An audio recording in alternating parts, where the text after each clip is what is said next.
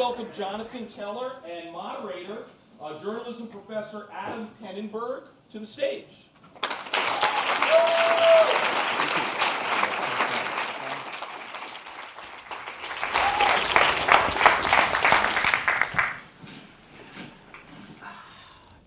Hello.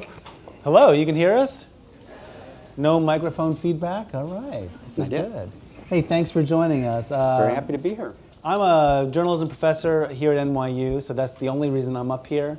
My job is to make him look good, so that's what a moderator does. I don't think he needs a lot of help, but anyway, just so there's not this mysterious man in black sitting up here.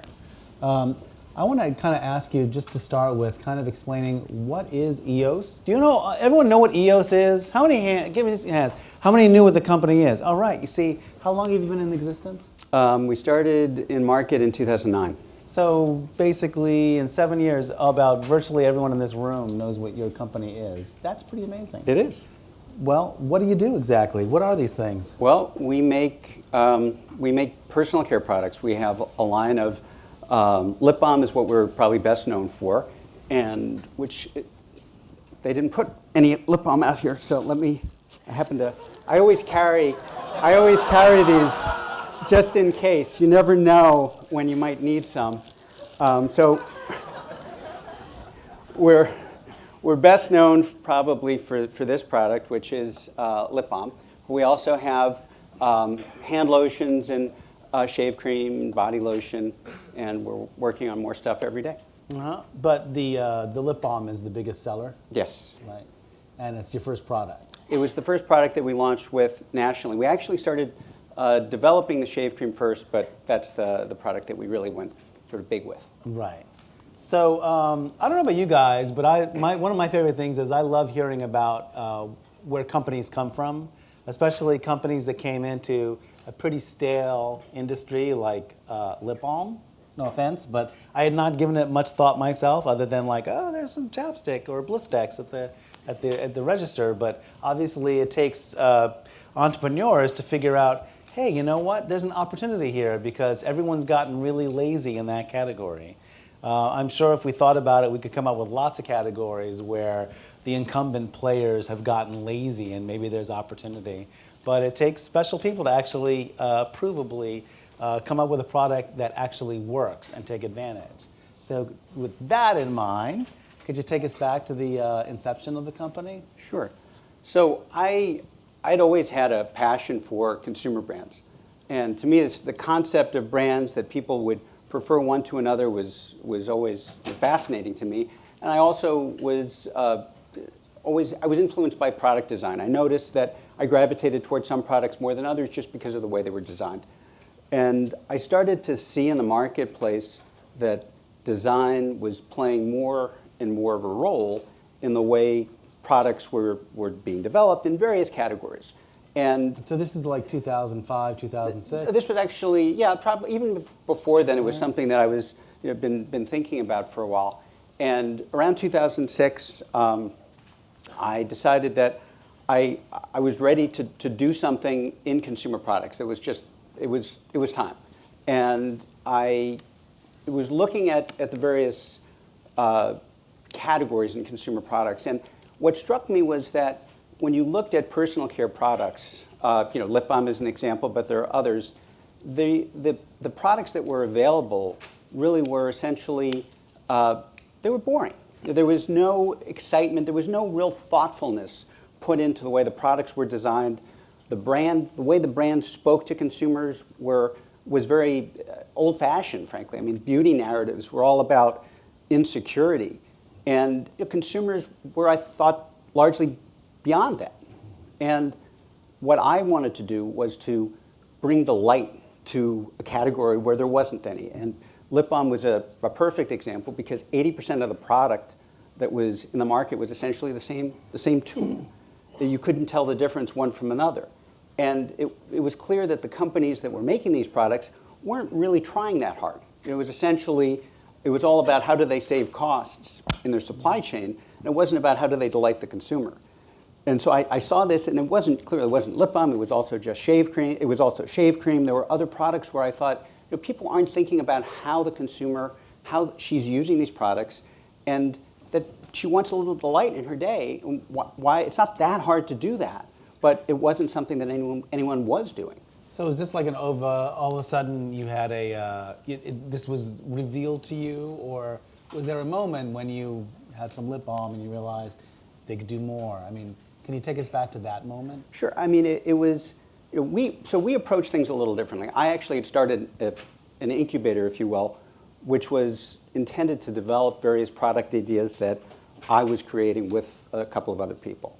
And so we explored different categories. We looked at different concepts. We didn't have one product or one category in mind, but we had this framework and we had this hypothesis that we could do better in general. And then we looked at different categories, and then we spoke with the buyers in some of the stores, the buyers who buy the merchandise and put it on the shelves, and we put some different ideas out in front of them, and they responded differently to different ideas. And one of them was the shave cream, and another was the lip balm, and that is really how we ended up deciding to focus on those categories. So you had an idea, we want to enter this particular space, Yes. which is the lip balm space. So Right. that was a decision you had already made. Right. And then you did some market research. Right, and that was how we developed the shape, and that's how we developed the product. So we looked at how women used lip balm, and we realized that women at the time, big bags were all the rage, and women couldn't find the lip balm in their bag. They couldn't tell whether it was a lip balm, whether it was a lipstick, what kind of lip balm it was. We also noticed that women tended to like pots where you dip your finger in it and then apply it to your lips, but they didn't like the fact that you have to touch the lip balm. So sometimes we'd see women actually putting the lip balm, the pot, to their lips. And so the two concepts, or the two learnings, developed into a concept which became this. And ultimately for us it was important that we not just create something that we thought was functionally better and different, but also something that was really engaging. So it was important that when we thought about how do we go into it, so we found a space, right? We said, okay, we can do something different with lip balm. We can do something different with shave cream. Well, different isn't enough. So how do we make it really engaging? What's missing? Well, also, but by different, what did you mean at that time? Different was both, so there are two things that we thought about. One was, how are we going to stand out in this crowded marketplace? We don't have the budgets that the big companies, the incumbents, have. And we need to figure out another way to break through. And the other, which was probably more important, is how do we develop products that are actually more meaningful and consumers will respond better to than what's in the marketplace? Because it's one thing for consumers to know about our products, but it's another thing for them to buy them more than once. And they're not going to buy them more than once unless they really find them compelling. So before you had an idea what the product was, you had an idea what the problem was. Exactly. So the problem was, okay, we want to enter this particular area, lip balm. We knew it was, what was the market for lip balm at that time? It was the size of the market? Yeah. It's about $300 million. $300 million market. Lip balm alone? Yeah. All right. $300 million, a lot of lip balm. But you didn't know what your product was going to be. You just knew that I don't want it to be like Kiehl's lip balm. I don't want it to be like Blistex. I don't want it to be like any of those. So, but you didn't know what you wanted it to be. So Correct. how did you come up with that? Well, it was, as I said, we thought about how do women use the product. So we looked at, and we didn't do focus groups. We didn't interview people. We knew, I knew women. I asked them how they used their lip balm. We looked online. Flickr was a great resource at the time because people were posting all these shots about the products that they carried with them every day. And we thought that, to me, it was fairly obvious that the products in the marketplace were boring. I mean, they were just, they were all the same tube. So there was nothing that connected with the consumer. I mean, if you looked at other products, you looked at even technology. Technology was always about performance, but all of a sudden, design became so important. And you looked even at hand soap. I mean, Method, they'd come up with added design and approaching household categories in a very different way. And so it was, why not, people are choosing products differently. People have higher expectations. If you look at, fashion, with as a result of improved manufacturing techniques and different retail models, you don't have to pay more to get well-designed products that are actually, that represent who you are as an individual. So that was all going on in my head. And it was, so why don't we create something that's going to be really compelling? It has to look good, it has to feel good, it has to perform really well, and it also has to have some functional benefit to the package, because if the package is just different for the sake of difference, it's more of a novelty, and that's not what we wanted to do. Okay, so in the first iteration, was it close to this, or was it? We had actually worked on a few different designs, just 2D drawings on a computer, and we looked at some that were square, we looked at some that were more pill-shaped, we looked at some that were exact, they were perfectly round. Ultimately, we ended up with a concept like this, and then we had a sculptor come to our office with a clay model, and we directed him, and he actually carved what ultimately became this out of clay, until we felt that the shape was just right. And from there, we developed engineered drawings, and we actually had molds made, and we created Why this shape? Well, first of all, it's easily identifiable. It feels good, too. What makes it feel good? Well, it's a combination of the... No, I'm just like... It's getting a little personal, maybe. It's, to me, what makes it feel good is that it's smooth, it's round. It convey. Part of it too is, if we're talking about a product that is supposed to provide softness and smoothness, well, it shouldn't have sharp edges, right? So part of it was part of the thinking, but it's a combination of the fact that we have, it's the shape, it's the soft touch of the plastic that we have, it's the indent, it's sort of, there's an intangible Even quality, I think. Yeah, the weight as well. Hey, your iPhone is like state of the art when it comes to design. If you have an iPhone on you right now, if you take it out, you'll notice that there are no square edges. Everything is rounded. If you look at the shape of the avatars themselves, there are 4 in a row. There's a reason for that. There's a reason that when you actually access an app on your phone or your email program, it doesn't automatically just shoot open, although it could because it has plenty of processing power. It actually unfolds on purpose, because every time it does, you get a little shot of dopamine in your brain. So all this design stuff, believe it or not, it may sound kind of weird, or it actually can be the difference between a successful product and a failure. And the stuff, all that research that goes into it is just unbelievable. You should just pull it up. The neuroscience behind it is really interesting. And we didn't have any of that, so we just, this was much more about, this was about intuition. We didn't have any science, we didn't do one focus group when we developed this. Well, I think what's kind of weird is, did you come out of beauty products, originally? And I was in banking. He was in banking. So it's like, of all of you, least likely to start a cosmetics company? But I was a philosophy major. Even less likely, right? Yeah, hey, liberal arts, by the way. Liberal arts education, come on, see? See, you too. That's right, thank you. Yes. Liberal arts. Woo. Openings in journalism, if you'd like to take a look. All right. But how do you then, first of all, I understand getting on store shelves is very challenging. Mm-hmm. A lot of that is bought and paid for, so here's your chance to kind of... Yes and no. Right. Tell us that. Because it's not bought. So fundamentally, it's true. Absolutely true. It's hard to get on the store shelf. And it's hard to get on a store shelf for a couple of reasons. One is, if you're a new company and you have no track record, the store, Target, do they really want to take a chance with you that they're going to be buying product from you, and the product might have a problem, there might be a consumer issue, they might not be able to get it in stock.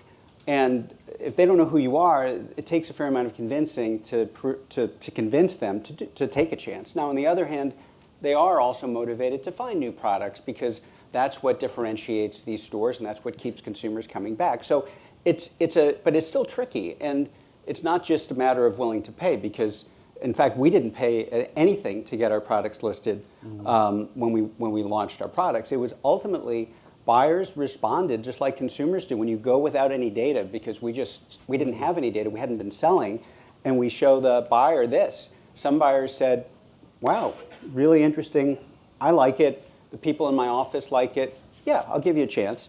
Others said, whoa, that's too different, I don't think so. And who needs another lip balm? And all those buyers ultimately ended up taking it, but it's not easy, but we had a combination of a very credible salesperson going in who had experience, with whom the retailers felt comfortable. Right. Plus, we had a reasonable supply chain. We were able to prove various elements of our legitimacy to the retailers. So did you build a factory first, or we never built a factory. We actually we continue to use third parties. And that's actually one of the other things that allowed us to do what we do when we did it, because we didn't have the money to build factories. We didn't have the money to build a warehouse. And ultimately, it really hasn't made sense for us to do that. So you've basically been using third parties for just about everything. Based in China, based here? We make the product here. We actually, in the beginning, we actually have used some factories for packaging in China, but pretty much everything else is here in the U.S. So when you say it's here, so it's one... Not here. Right, no, I know that. One factory, or is it that you have factories that are making the actual balm? So we have factories that make, so we have a factory that makes the packaging, that makes the outer packaging here. We have a factory that fills the package. We have factories in the U.S. that are doing both, and we do some packaging from overseas. So you kind of lease the factories? How does that work? No, you just pay. You just have it's contract manufacturing, and you agree on a rate, and I mean, in some cases, like the people who fill our lip balm, we're a significant majority of their business. So it's almost, and we actually own a lot of the equipment. So we have a very strong relationship, but it didn't require the capital outlay in the beginning and ongoing. And it also to manage. And much of it is mechanized? It is, yes. We actually designed special equipment to automate aspects of the production to make it. So you don't own that factory, but you created the equipment that goes in that factory? Yes, some of it. Some of it's generic, but some of it is. So how many stops along the way does this have from, the beginning of manufacturing? How many? Just two. I mean, we have the manufacturer of the packaging, the plastic packaging, and then it goes to be filled. Okay. All right. So you bootstrapped the company. So no money from. We tried. You tried. Well, so in the beginning, we all like to hear stories like that. They couldn't get money. No, we approached countless investors. I mean, it must have been easily. I think it was close to 50 investors over the course of the first couple of years when we got started, and we got no's pretty much across the board. What was their rationale? Just they didn't believe that we could succeed. They said, there are all these big companies out there, and we don't understand how you're going to succeed. And they didn't believe our projections, and we actually ended up exceeding our projections. But it just there, and then also the other issue was, and it's changed a little bit, is that. With regard to startup consumer businesses, there really weren't many places to go. There were not many professional investors who would consider startups. The companies that specialized in consumer investing would typically say, oh, well, you don't need enough money for us. We only look at deals that are, where we're investing $10, $20 million. And we said, we'll take that, but we were too small at the time. So ultimately, we ended up bootstrapping it, taking a lot more risk than I had anticipated because of an expectation that we were going to get. But now you live off the revenues. Well, now it's revenues, but it's the margin. It's it's ultimately it's the profitability, and we were careful in the beginning to set things up such that we had the right margin structure in place from the beginning, because there are companies that think, well, we're not going to worry as much about our costs in the beginning, because we just want to make a big splash. And for us, we thought that was dangerous because it's very hard to pull back from that. So how many people work for your company? Right now, globally, we have about 75 people. 75 people? We have offices in 6 countries now. And the company is worth? I don't know what it's worth. According to Fast Company, like from last October. Well, I mean, we have kind of on, off. So revenues for our company were in the Fast Company article were 250 million annually, which is about where. Not bad with where 70 people. No. Right. All right. Your projections. I mean, like the original market was like $300 million for lip balm. Right. I know nothing about this space. I'm a tech writer, so you have to pardon me. But do you see it possible that will actually increase in size? Because it did. You have we grew the market. Product, and then we actually did grow the market, and we ended up changing the. We did two things. We ended up with the lip balm category. We ended up changing the market dynamics. So it became much more of a high energy market that other companies that were competing in the marketplace changed the way they communicate to consumers, and they borrowed a lot of our cues. We saw companies copycat or copy our products. We have a lot of copycats in market. Initially, it was private label. We've got a lot of intellectual property, and we've been very active trying to protect it. Then we started to see some of the bigger companies copying us. Blistex and Chapstick has a mounded product. Nivea just launched a mounded product in Europe. Okay. And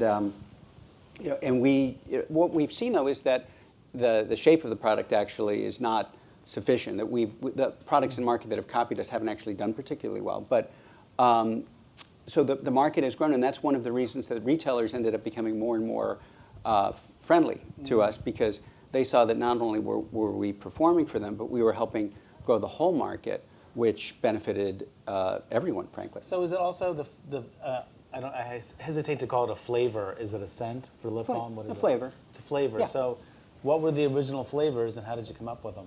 You know, it's funny. We just finished a process. We have an R&D lab in New Jersey that we set up a few years ago with senior scientists and we've just finished a process where we've revamped all of our flavors and all of our the formulations, because in the beginning we just sort of we were winging it. I mean, we had 3 flavors. We had sweet mint, honeysuckle, honeydew, and summer fruit, and we chose them because they kind of matched the colors, and we thought they were nice flavors, but there wasn't a whole lot of professional thought put into it. It was just intuition, and and we thought, yeah, these are good. And then we ended up working now more recently with flavor experts to make sure that our flavors are optimized, and that we're bringing even more a better experience. What does it mean, optimized? Optimized means that you've got a combination of the base of the lip balm, the actual lip balm itself, and flavor oils.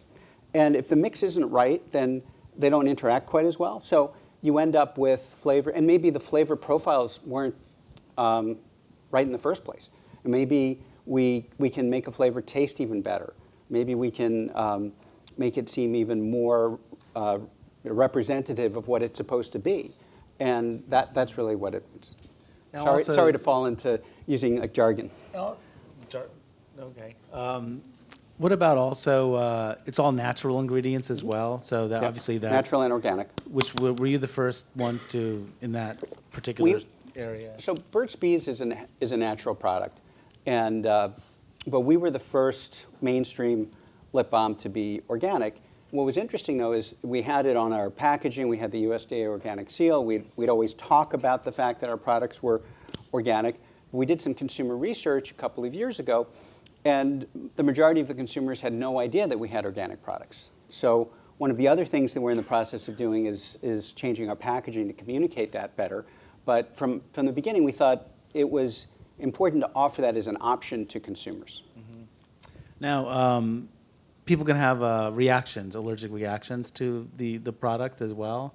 When you enter any consumer, so you must have legal bills. Can you talk a little bit about that area? I mean, whenever you make a piece of hardware or any product, you always have to take into account that people can have a bad experience with it. Well, I mean, we have products that have natural ingredients, so like any other product that has natural ingredients, occasionally there'll be, people will have reactions to it. We do have, we've had some, there was a class action lawsuit, I don't know if that's what you're referring to, but that essentially was, it was settled in 2 weeks, and the people on the other side agreed in that settlement that our products were safe and that it was just a consumer who had a bad reaction. We test all of our products beyond what is required by industry standards. Did you have to change your packaging at all because of it? No, there was nothing. We had no bad ingredients. There was nothing wrong with any of our products. We went back and we tested every single batch of every product, and there was nothing wrong with any of it. We test everything as it is. We even test flavor variations, which other companies don't do. And we've gotten, products are actually they're technically hypoallergenic. So while people may have reactions, that's just something that happens really with any product that has any natural ingredient. And now, where are you looking to, what other products are you looking to launch, and what is your plan going forward? Well, we've launched, so there are two categories of innovation. There's innovating in the existing categories. So we just actually brought out a shimmer lip balm, which is in a black package with some color in it. Meaning the product itself applies, when you apply it to your lips, it has some color, a little shimmer. We just launched those at the end of last year. We have another new product in lip balm that's coming out later this year that we're very excited about that will be very different looking from and different experience from this product. And we're also working on, we have a new shave product that's coming out to market for early next year. So we have a lot of innovation underway, and then we're also looking at some new categories. So the second category of classification of our innovation is in categories we're not yet operating, and we tend to be careful though about innovation because for us we don't want to be going too far too fast. We want to make sure that we've established ourselves in our core categories and our existing categories, making sure that we have sufficient innovation within those categories, and then subsequently we'll consider new categories as well, but not too many too quickly. Before we get to questions from the audience, I have one last question. Okay. You were a philosophy major. Yes. How, and now of course you're not, but can you talk a little bit about what you learned through that may be applicable to what you're doing today, or is it? Yeah, I mean, I think for me, it was I think I learned an element of flexible thinking and independent thinking from that's very important for what I do today. And there are I can give two examples. I mean, one is in the context of starting a business, I ended up learning and having to be expert's not the right word, but effectively the de facto expert in the company for certain subjects, whether it was legal, intellectual property, corporate structure. There were things I'd never done any of these things before, and suddenly I had to do them until we had people who we hired in subsequently to do them. And then thinking creatively about what are we going to do with our corporate strategy, with products. How are we going to differentiate? Why are we going to do things that are both? How are we going to do things that are both different from what's in the market, but also sufficiently relevant to the consumer? Because if you go too far, you've lost the consumer. And I think all of the philosophical thinking and my experience from that has helped me be a little bit more flexible and maybe questioning. Because it's also easy when you've got a lot of things to do. It's very easy to check the box and to say, yeah, that's sufficient, or to convince yourself of something. But the philosophical thinking, the process of asking questions and questioning your convictions, I think, is a very useful one both in life and in business. Good. We're going to take some questions from you guys. Are there mics set up? Yeah, all right. Hi, so I have just a general question of how, when you started, you got it into the market and how you actually got it in the hands of people, the consumers, right, as a start. So we did, from the beginning, we knew that PR and social sharing would be very important because, as I mentioned earlier, we didn't really have the funds to do a large ad campaign. And so we did a very active PR effort. We had a PR agency that we still work with that had helped us quite a bit. And then we also we did an event where an online event effectively, where we gave 20,000 lip balms out. And we did it in a way, though, that created a lot of buzz beyond the consumer recipients of the lip balm. So we had a website created called the Eosphere. And you could go onto the website, you could claim your free lip balm, and then you could invite other people in your network to get lip balm. And if they accepted your invitation, you would actually see this, this visual representation of almost a galaxy develop of all the other people in your network who received the sphere. And it got a lot of attention, got a lot of press, a lot of sharing, and that helped us. And that's been our philosophy when we've done sampling. We've tried to do it in a way that will result in more than just the people who receive the samples being aware of the activity that we're doing. And then we've also subsequently started, subsequent to our launch, we started doing more conventional advertising. So we did do, initially was print advertising, and now we've done TV, we continue to do TV and other digital advertising. So we've done some of the conventional advertising, and we've actually been one of the bigger spenders in our category. But in the beginning, it was ultimately, or was primarily, PR and social sharing.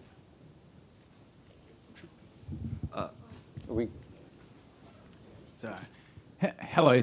Thanks for being so honest about the early days of the company. And I guess from your philosophy background, people always try to find like a quick summary of like why their company was successful. And I don't know if you sort of started out by saying it was the form factor or the texture, but now these like really big players are coming to copy that and get the exact flavor and something. Can you sort of try and explain why they're not being successful and what is the sort of deeper differentiator? Sure. Well, I think there are a couple of reasons. I mean, I think that for us, it's been important that we have a multitude of elements that resonate with the consumer. So it's a combination of the packaging design, the actual product experience, the flavors, the colors, the click when you close it. That's all important. But then it's also all about, the other elements that are very important are the social aspects. There's a huge community of people who identify themselves as EOS lip balm users and EOS other product users. We have significant numbers. We have more than 9 million Instagram and Facebook followers, and that community it's really global, and that has created. There's an importance to the brand. I mean, it's about EOS, not about the physical product at this point, and it's part of what drives that is we have celebrities who've used our products. We've got a way of talking to the consumer. We have creative advertising. So it's the way, and it's the brand voice. All of those things, our own Instagram account, the way we talk to the consumers, and Twitter, all of that is important in creating a holistic brand as opposed to a product, and that's been our goal from the beginning. So I think that's the biggest reason, and I think secondly, it's that people really see these other products as copies as opposed to the leader, and that's important for us to. It's important for us to continue to be leading with product innovation. Thank you. Hi, thanks for being here. Just for context, what year was this launched and founded in?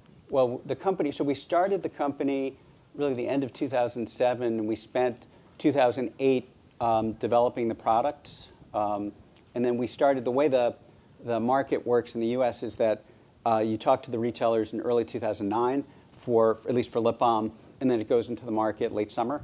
So we started presenting to retailers in 2009, and then it went into market at the end of 2009.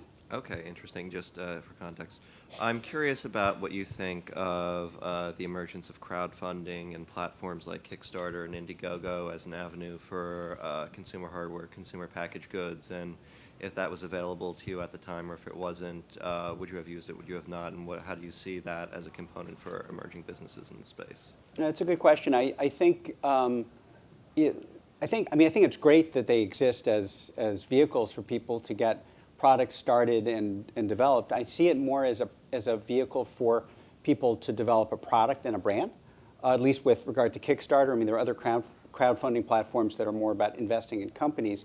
One of the challenges for me with regard to that, if I were starting then, is that you have to disclose a fair amount of information before you're even in market. And so when we're doing this sort of product, while we have a lot of intellectual property, there's only so much you can really protect. And so it's difficult if you're trying to do something very different, if you have to share it all with the consumers. And then, of course, there are elements of, if you're going, I mean, Kickstarter is great because you're not giving up any equity. Some of the other crowdfunding platforms you are, and you just need to balance that with the dilution factor. And the other concern is if you're actually taking investors, if you're using a crowdfunding platform to get multiple small investors, that becomes harder to manage as the company grows, because then you have a large investor base, and it's just logistically, it can be very challenging to manage. Now, on the other hand, if it's either taking that kind of money or not taking money at all, or not having sufficient money, I should say, to be able to start your business, well, then that's probably a good option. Thank you. Hi, Jonathan. My name is James. It's really nice to see a fellow philosopher to doing amazingly in the marketplace. I'm just having questions about, is there any techniques you use in the brainstorming sections that you come up with the concepts that we can learn from? Well, I mean, I think what we try to do is we try to encourage, I mean, I don't know if it's anything different from sort of the traditional brainstorming, but we try to encourage people we try to build on what people are saying, and we try to be open and collaborative in the way we brainstorm, so that we're able to invite people to share their ideas. I don't think it's really more than that. It's just ultimately it's putting forth and then also being honest. I mean, fundamentally, I think for us it's also important that you put the ego aside and that you focus more on, is this going to work? Is this going to resonate? It's not personal. It's not do I like it or not like it, from do I like you or I don't like you. It's that, is this going to achieve the goals that we're trying to achieve? Is it sending the right message? Does it sound the right way if it's something that we're going to be speaking to the consumers about? So it's ultimately, it's not, I don't think there's any secret sauce. It's just trying to be positive and objective. Thank you. Hi, Jonathan. Thank you so much for being here. In fact, this is my favorite lip balm, so I have it in my pocket everywhere. Awesome. So I'm really excited to see you in person. Thank you. So you mentioned that you got some early rejections from the potential investors and retailers in the beginning. I'm just wondering what keep up your grit or courage to, keep believing in your hypothesis, and how did you deal with the rejections in early stage? Well, it wasn't easy. I mean, there was a lot of anxiety. I was very anxious for a lot of that. I think it was a combination of two things. That there were other people that I was working with, a small group, and we all believed in what we were doing, and also the knowledge that it's common to get no, that no is not, and that the people who were saying no didn't have a great reason for their no. It was simply, I don't believe you, there's no way you're going to compete. But I knew of other companies, small companies, that had competed successfully. So it was a combination of expecting, sort of almost not anticipating rejection, but understanding the way that more of a traditional investor thinks, and also realizing that if you're going to do something different, that if you're really thinking different, then the likelihood is that a lot of people won't get it until you've actually proven it. I see. Thank you.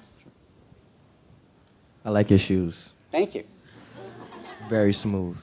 Thank you.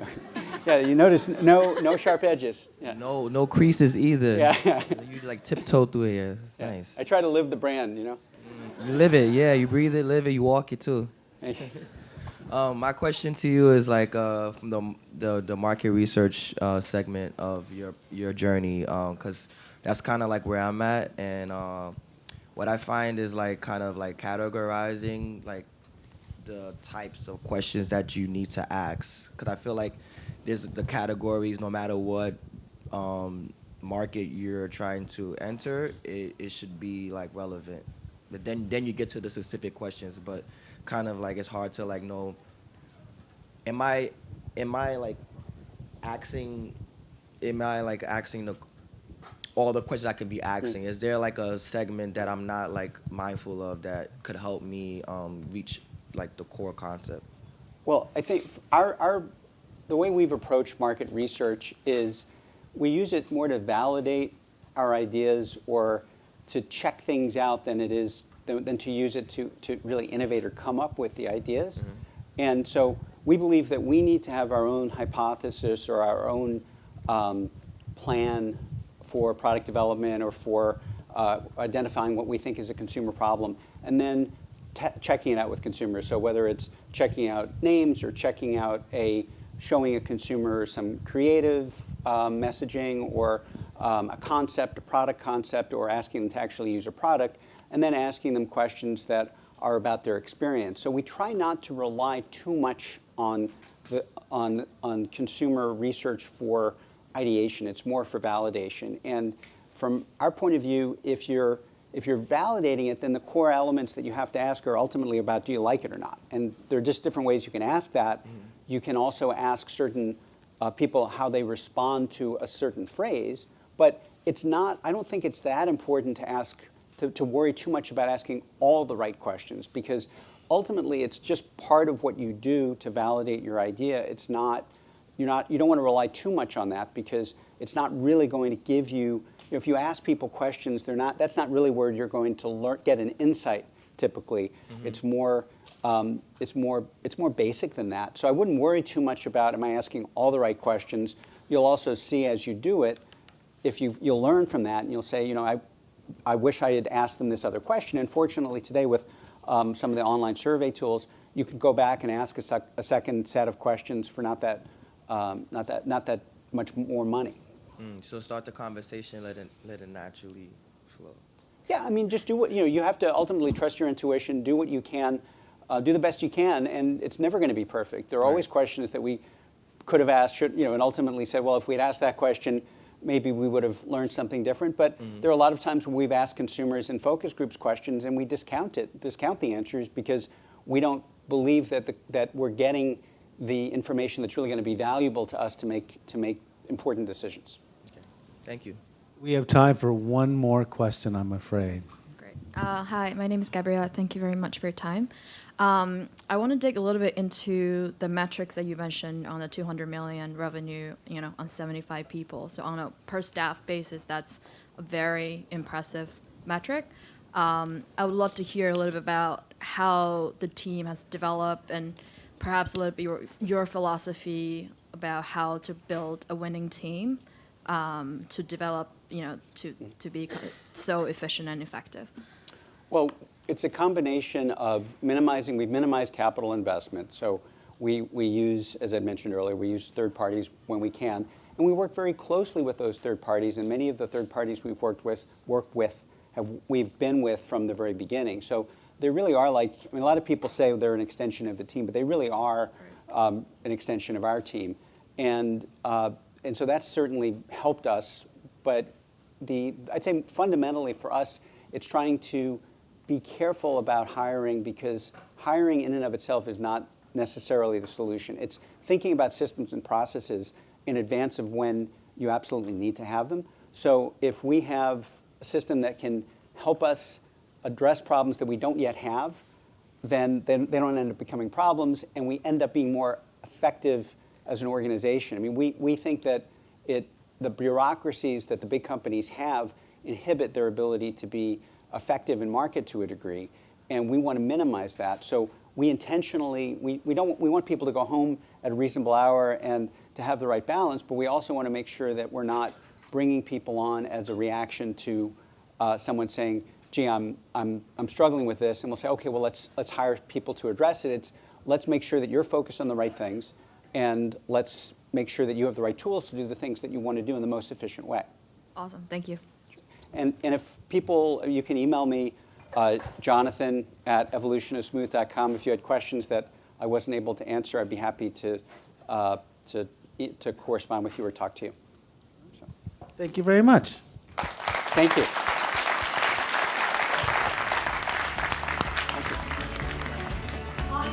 Thank you.